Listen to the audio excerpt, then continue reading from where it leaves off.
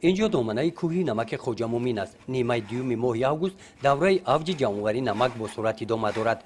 این پلها به جمعیت دارای مسئولیتش محدود علاقه یکی از استحصال کنندگان این نوع محصولات میباشند تعلق دارند.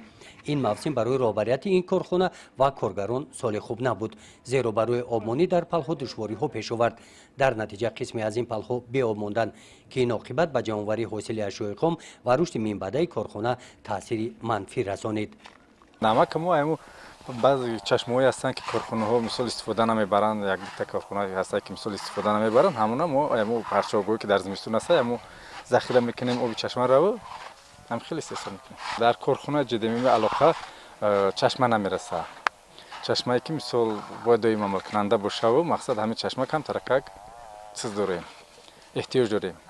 خیلی با خوب میشید مثال دستگیری حکومت با دستگیری میکردن با بهترین میشید. جمعیت دارای مسئولیتش محدود علاقه در ناحیه به نام میر سید علی حمدانی از سال 2003 فعالیتش را آغاز نموده مدت این سالها در این منطقه یکی از استحصال کنندگان نمک به حساب می رود. در کارخانه 15 نفر زنان و دختران محلی به کار دائمی جلب کرده شدند. کارخانه دارای آزمایشگاه زمانوی می باشد. صفت نمک یادناکی آن به طور دائمی در مرکز دقت رهبریت کارخانه قرار دارد. محصولات استحصالی کارخانه بازارگیر بوده سرطلب است.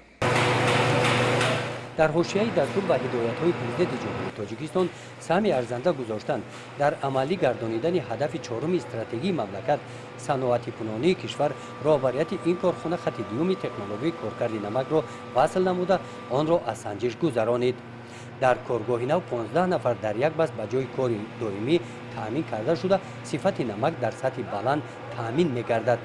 مشکلات جمعیت دارای مسئولیتش محدود علاقه برای فعالیت منبعه این گرفتن اجازتنامه می باشد.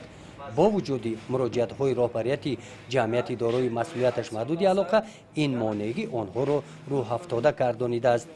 گزارش خواجه نظریف خدای نظر ظهورف از ناحیه به نام میر سید علی حمدانی برای برنامه اطلاعاتی نوید